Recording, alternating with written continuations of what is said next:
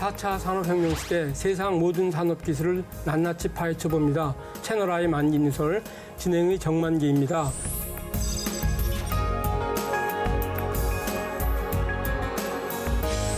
그동안 SF 영화에서나 봤던 자율주행차 양산시대가 코앞에 다가왔습니다. 우리 자동차 업계도 발빠르게 대응하고 있는데요. 자율주행차 시장의 미래 어떻게 달라질지 화면을 통해 먼저 만나봅니다.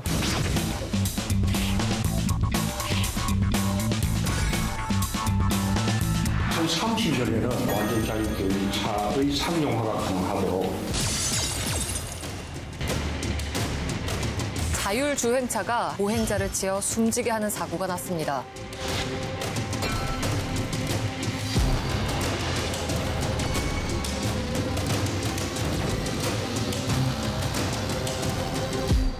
스스로 운전하는 차입니다. 그런 차를 어디서 보신 적은 있죠? 키트차 옛날에 나왔던 거 기억하세요? 기술이 지금 진보 상황이 어떤지 좀. 미국 같은 나라에 비해서는 굉장히 뒤처져 있는 편입니다. R&D가 중요하지 않습니까, 결국은? R&D 쪽이 좀 부족하지 않나. 걱정스럽네요. 이미 사람이 운전하는 것보다는 훨씬 안전합니다. 100% 자율주행이 된다고 하면 걱정할 게 없죠. 컴퓨터 자율주행차는 음주운전 안 하거든요. 상당히 임팩트가 있을 것 같아요. 인건비를 줄일 수 있다는 게 큰 게 하나 있고요. 새로운 비즈니스가 생깁니다. 생활에 미치는 영향은 우리가 상상하는 것 이상이 될 것입니다. 언제쯤 그런 시대가 올 수 있을까요?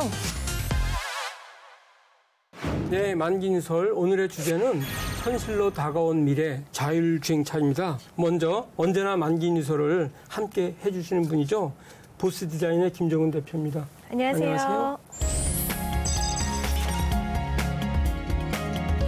네, 지난주에 이어서 이번 주에도 또 수고를 해주실 한국자동차산업학회 이밀 교수님 오셨습니다. 네, 안녕하십니까. 네, 안녕하세요. 반갑습니다.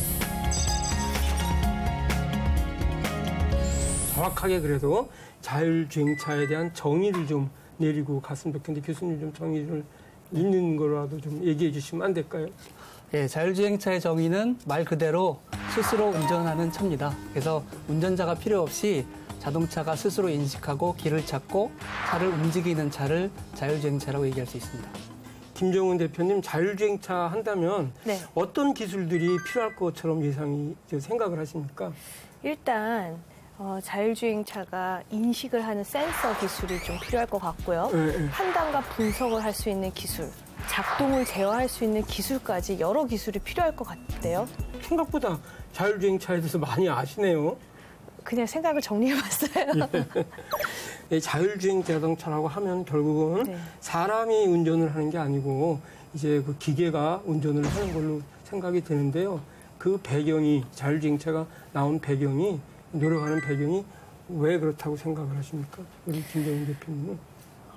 아무래도 자동차 사고가 많이 직결될 것 같다는 예감이 있거든요. 그래서 오늘 주제가 자율주행차인 만큼 제가 조사를 해봤어요. 그래서 1년에 지난해 그 교통사고 사망자가 3,781명이라고 해요. 그래서 저는 이 통계를 보고 이 자동차가 굴러다니는 살인병기라는 생각이 들 정도로 너무 무섭더라고요. 그래서 자율주행 자동차가 되면 사고를 줄일 수 있다. 네. 그런 측면이 분명히 있을 것 같아요. 자율주행차가 완벽하기만 하다면. 교수님은 그 이외에 자율주행차가 이렇게 이 화두가 되는 그런 이유가 또 뭐가 있다고 생각하십니까? 예, 자율주행차가 이제 안전이라는 측면이 분명히 중요한 요소 중에 하나고요. 또 다른 이유는 이제 산업적으로 볼 때 자율주행차가 일반화되면 굉장히 많은 비용이 절감이 되고 새로운 비즈니스가 생깁니다. 그러니까 예를 들어서 지금 우리가 상용차, 트럭이나 이런 화물차 같은 경우에는 사람이 운전하지 않습니까? 그래서 기업들이 물류 배송, 그래서 배송비에서 차지하는 것 중에 인건비가 큰 비중 중에 하나인데 그 인건비를 줄일 수 있다는 게 큰 게 하나 있고요. 또 하나는 이제 사람들이 지금은 차를 혼자 한 대를 사가지고 보유하는 형태인데 자율주행차가 되면 일종의 이제 기사가 없는 택시가 있는 셈이니까 차 한 대를 여러 사람이 공유하는 형태가 됩니다. 그러면은 자동차를 사용하는 비용이 굉장히 줄어들게 됩니다. 그래서 그런 면에서 국민경제 측면에서도 큰 자율주행차에 효과가 있지 않을까 이렇게 생각합니다. 그런 차를 뭐 좀 어디서 보신 적은 있죠, 우리 김정은? 영화에서는 많이 봤죠. 앞에 핸들도 없고 뒤에서 뭐 신문 보고 뭐 하는 뭐 광고에서든 영화에서든 많이 보는데 사실 실감은 나지 않아요. 이제 제 차 같은 경우는 그 센서가 있어서 잠깐 손을 놓을 수 있는 반자율 자동 그 차는 경험을 해봤는데 아예 핸들도 없고 사람도 없고 온전히 제 생명을 자동차한테 맡기고 할 수 있다라는 게 언제쯤 그런 시대가 올 수 있을까요? 그거를 앞서서 좋은 좀 지적이라고 좀 생각이 되는데 네. 자율 자동차도 그 기술의 그 진보의 단계에 따라서 그 완전 자율주행차부터 아주 뭐 초보적인 자율주행차까지 한 6단계로 되어 있는 거로 제가 알고 있는데 혹시 교수님 그거에 대해서 네. 1단계부터 5단계까지 0단계도 포함하면 6단계가 되지만 그거에 대해서 좀 자세하게 얘기를 해 주실 수 있을까요? 네. 그 자율주행차의 단계를 구분하는 기준이 몇 가지 있습니다만 국제자동차기술자협회 기준으로 말씀을 드리면 총 6단계입니다. 0단계부터 5단계까지인데요. 0단계는 전통적인 자동차입니다. 자율주행 기능이 전혀 없는 제가 사람이 타는 그 차. 맞습니다. 네, 그 차고요. 1단계는 이제 긴급 상황에 앞차의 추돌을 막기 위해서 자동 브레이크 기능 정도 있는 그런 단계고요. 그다음에 2단계가 같은 차선에서 계속 차선을 유지하면서 핸들을 꺾어주는 예, 그런 기능과 이제 소위 말하는 속도 유지. 그러니까 요즘 차들은 어댑티브 크루즈 컨트롤이라고 해서 속도를 맞춰놓으면 앞차가 그렇죠. 속도를 줄이면 자기도 속도를 줄이면서 간격을 유지하는 기능이 있습니다. 그게 2단계. 네, 그게 2단계라고 볼 수 있고요. 그다음에 이제 3단계는 사람이 차선을 바꾸라고 명령하면 스스로 바꿀 수 있는 정도의 기능이 있는 거. 이미 상용화가 돼 있습니다. 테슬라 모델 같은 경우에는 깜빡이를 켜면 스스로 차선을 바꾸는 기능이 있는데 그런 기능이라고 할 수 있습니다. 그리고 4단계가 이제 완전 자율이라고 볼 수 있는데요. 단 완전 자율이지만 만일의 경우에 대비해서 운전대가 있는 차. 그러니까 5단계가 이제 완전 운전대도 없는 우리가 공상과학 영화에서 본 완전 무인 자동차라고 볼 수 있습니다. 그런데 이제 또 기술도 무인 자동차 기술도 빠르게 진보가 되고 있잖아요. 우리 김정은 대표님은 혹시 네. 제 생각엔 자율주행 자동차는 일종의 그 인공지능을 가진 로봇의 유형 중에 하나라고 이렇게 생각이 되는데 네, 저도 그렇게 생각을 어떻게 합니다. 생각하세요? 제가 잘은 모르지만 뭐 딥러닝, 뭐 AI, 벌써 뭐 알파고와 이세돌 9단가의 뭐 격돌, 뭐 이런 거 있었잖아요. 그러니까 무서운 거예요. 저는 인간이 만들어 놓은 AI가 그 정도까지 안전할 수 있을까가 제일 좀 실감이 안 나고요. 그런데 우리 김정은 대표 말씀대로 자율주행 자동차가 6단계까지 이렇게 이제 완전 자율로 발전을 해 나가겠지만 사실 걱정들은 있거든요. 그리고 이제 그런 기능들이 계속 구현이 되려면 많은 부품들이라든지 또 소프트웨어 이런 것들도 필요할 것 같은데 이 자율주행에 관한 여러 가지 그 기술을 지금 진보 상황이 어떤지 좀 교수님께서 아시면 설명을 해주시면 좋겠습니다. 예, 자율주행차를 구성하는 기술을 간단히 설명을 드리면요. 말씀하신 대로 크게 이제 인식 부분, 센서 부분하고 거기서 수집된 정보를 바탕으로 판단하는 두뇌에 해당되는 AI 부분이 있는데요. 센서 부분은 요즘 자율주행차에서 가장 많이 쓰는 센서는 3가지입니다. 레이더, 라이더, 카메라. 그래서 이 3가지가 서로 보안 관계가 있기 때문에 3가지를 조합해서 앞에 상황, 도로 상황, 옆차의 상황 이런 것들을 인식을 하고요. 그다음에 또 중요한 기술이 뭐가 있냐면 GPS. 왜냐면 자기가 어디 있는지 정확히 알아야 되니까요. 그래서 GPS 기술이 있고요. 그것도 인식에 관한 기술이죠. 맞습니다. 그러니까. 네. 그다음에 또 아직까지 실용화는 많이 안 돼 있습니다만 미래의 자율주행차에서 중요한 역할을 할 걸로 기대되는 게 예상되는 게 자동차 간 통신 혹은 자동차와 도로와의 통신. 왜냐하면 차가 안전하게 가기 위해서는 자기 바로 옆의 상황뿐만 아니고요. 앞의 상황도 알아야 되는데 앞의 상황은 앞에 있는 차가 알려줄 수 있습니다. 이렇게 수집된 데이터를 바탕으로 이제 판단을 하는 AI가 사실은 기술적으로는 제일 어렵고 중요한 기술이라고 볼 수 있습니다. 왜냐하면 사람과 달리 컴퓨터는 카메라든 뭐든 수집된 정보를 가지고 상황 판단하는 게 쉽진 않거든요. 그래서 이런 쪽에서 가장 앞서 있는 회사가 보통 이제 구글이라고 얘기를 하고요. 또 수많은 회사들이 이런 쪽 기술로 개발을 하고 있습니다. 그래서 현재 기술로도 이미 사람이 운전하는 것보다는 훨씬 안전합니다. 이 자율주행 자동차가 이렇게 이제 기술적으로 진보가 계속 빨라지고 있는데 그렇다면 시장에서 활성화되고 대중화될 게 예상이 됩니다. 처음 출시는 어느 때쯤 예상하고 계시고 이게 시장 지배력은 어느 정도로? 네, 전 세계 주요 자동차 회사들이 발표하기는 2020년 정도면은 완전 자율주행차를 상용화하겠다. 저희 누구든지 돈만 내면 완전 자율차를 사게 하겠다고 발표를 했고요. 현대자동차도 2022년 목표인 걸로 알고 있습니다. 그래서 자율주행차가 상용화되는 거는 곧 될 거라고 예상을 하고요.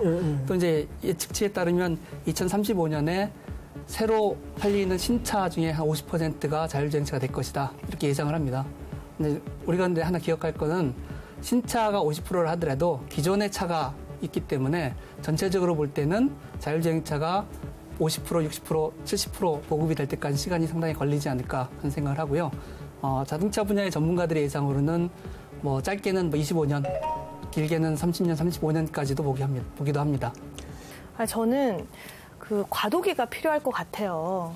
이 자율주행차까지 완전히 말씀하신 대로 뭐 50%에서 60%, 30년 간다고 그러는데 일반 차와 자율주행차가 이제 혼동돼서 이제 주행하는 그 과도기가 반드시 거쳐야 될 텐데 자율주행하는 차와 일반 차의 충돌이 엄청날 것 같거든요. 먼저 그것부터 좀 걱정이 되고 이 100% 자율주행이 된다고 그러면 걱정할 게 없죠. 근데 100%까지 도달하기까지는 많은 위험이 리스크가 따르지 않을까, 안전사고가 많이 나지 않을까 이런 우려가 됩니다. 네, 맞습니다. 그러니까 과도기적으로 아마 자율주행차가 100%가 아니기 때문에 사람이 운전하는 차와 자율주행차가 섞여서 주행을 할 겁니다. 그러면 그런 상황에서 사고를 누가 유발할 것인가? 대부분 사람이 유발할 거로 생각합니다.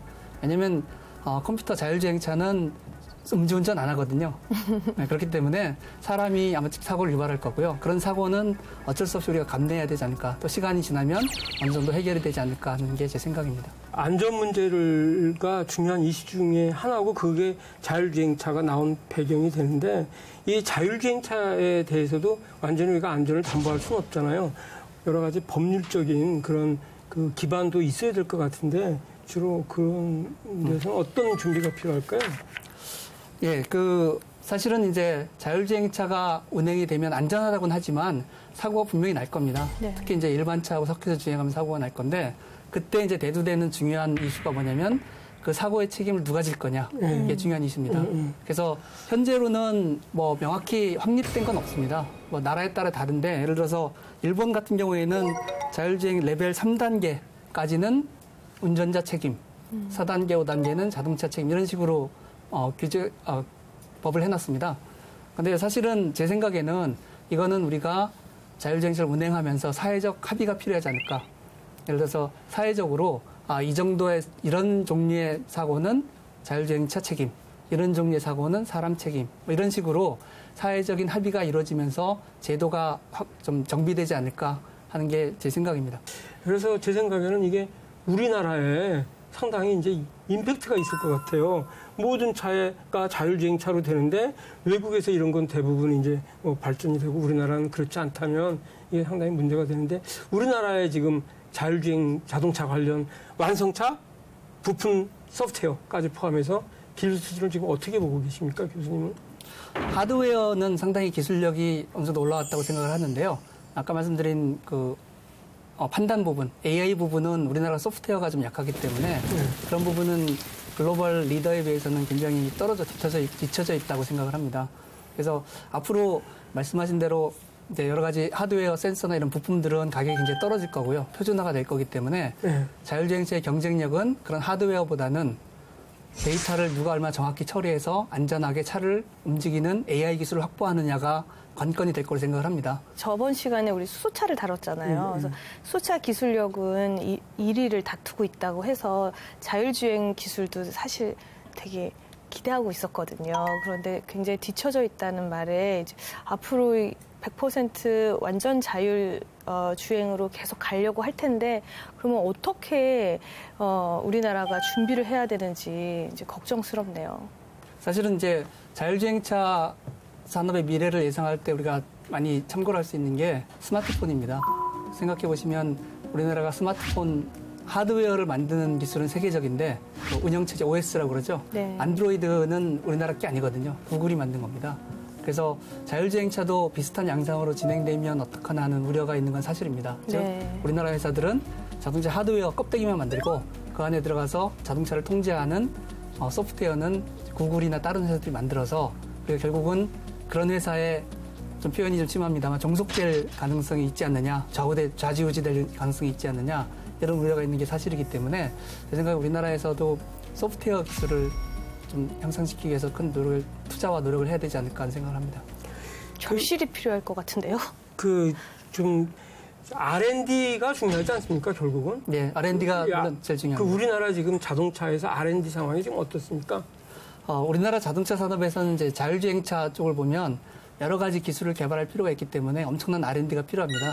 근데 실제로 투자하는 걸 보면 매출액 대비 R&D 투자가 현대 기아차는 2.8%, 토요타는 3.6%, 그다음에 폭스바겐 5.7%.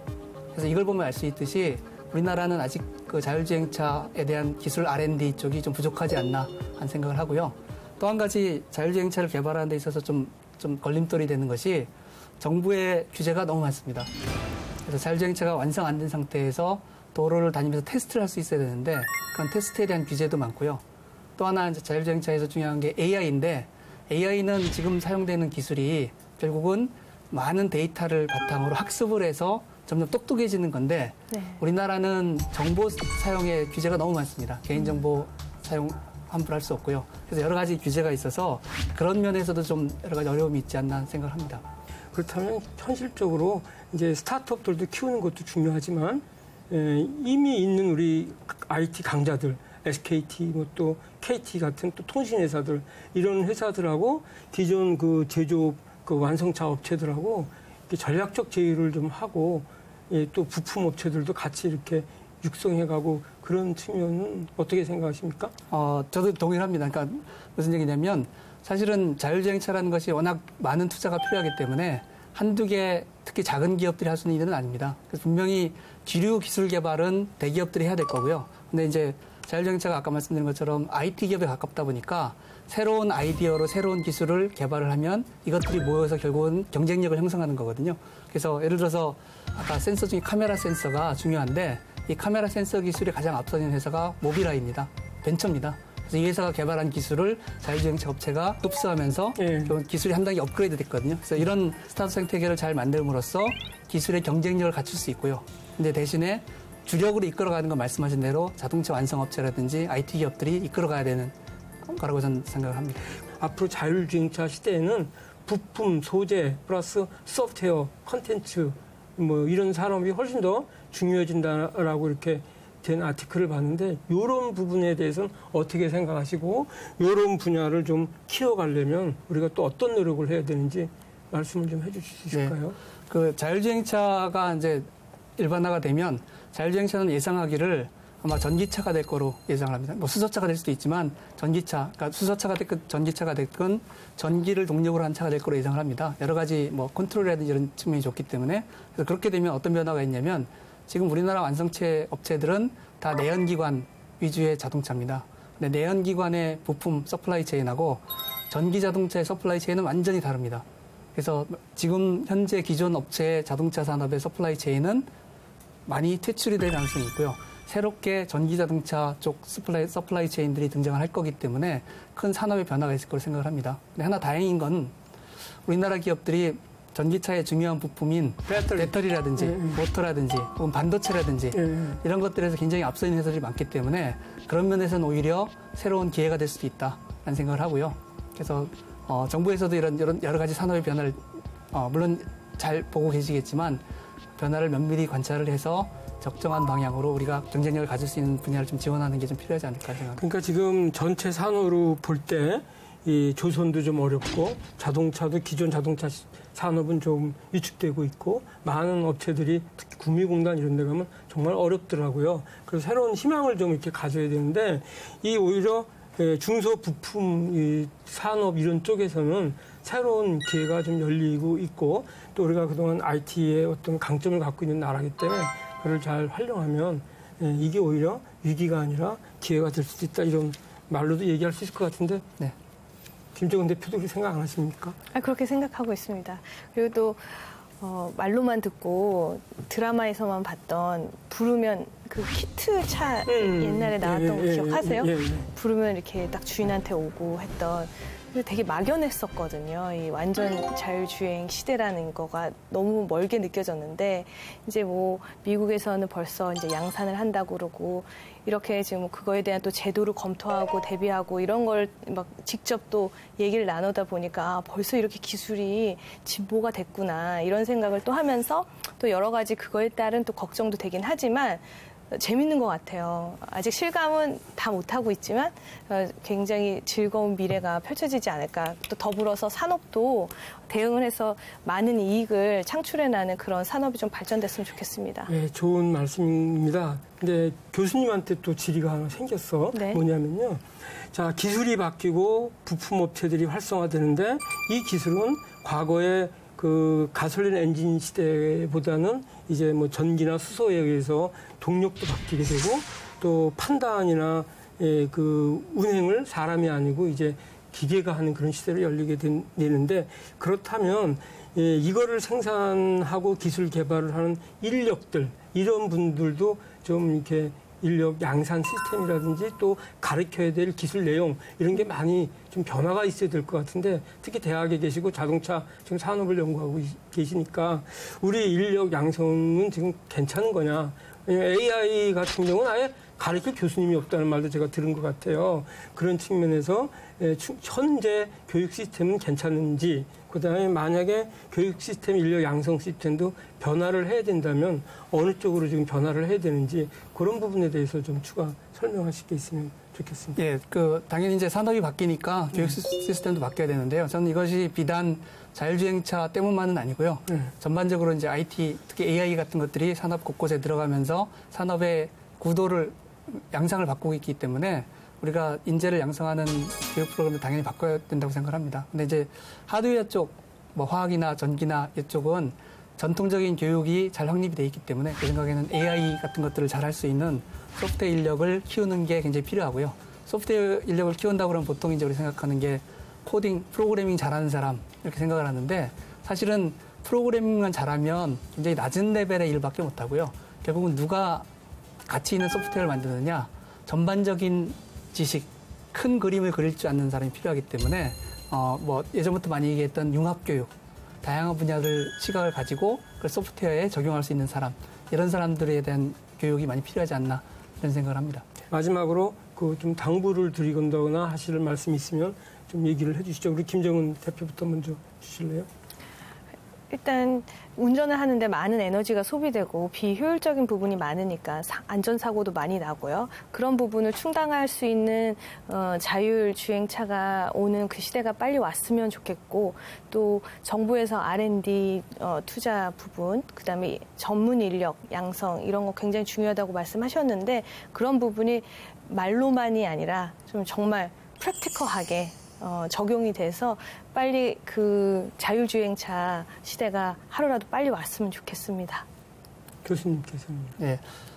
사실 얼마 전 이제 스마트폰이 등장을 하면서 우리 생활과 산업계를 엄청나게 바꿔놨습니다. 근데 사실은 자율주행차는 스마트폰보다 몇 배 더 임팩트가 있을 거로 생각을 하는 게 단순히 자율주행차를 통해서 정보를 주고받고 하는 것뿐만 아니고요. 거기 자율주행차에는 운송이라는 게 결합이 되기 때문에 우리 생활에 미치는 영향은 스마트폰의 몇십 배, 몇백 배가 될 거로 예상을 합니다. 그렇죠. 그렇다면은 국민 물론이지만 정부에서도 이런 자율주행차의 파급력 혹은 영향력을 좀 잘 판단을 하고 우리나라가 자율주행차가 시장 형성될 때 어떻게 경쟁력을 가질 수 있을지를 좀 고민하고 여러 가지 규제를 푼다든지 이런 지원이 좀 필요하지 않을까 생각을 합니다. 그러니까 정리하면 자율주행차의 우리 경제와 생활에 미치는 영향은 우리가 상상하는 것 이상이 될 것입니다.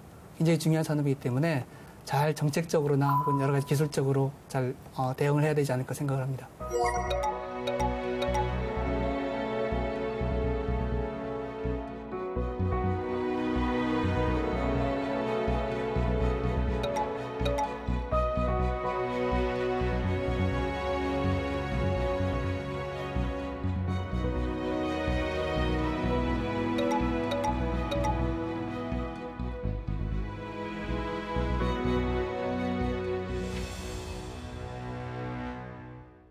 세상 모든 산업기술을 파헤치는 만기누설, 오늘 준비한 내용은 여기까지입니다. 저희는 다음 이 시간에 더 알찬 내용으로 찾아뵙겠습니다. 시청해주신 여러분 고맙습니다.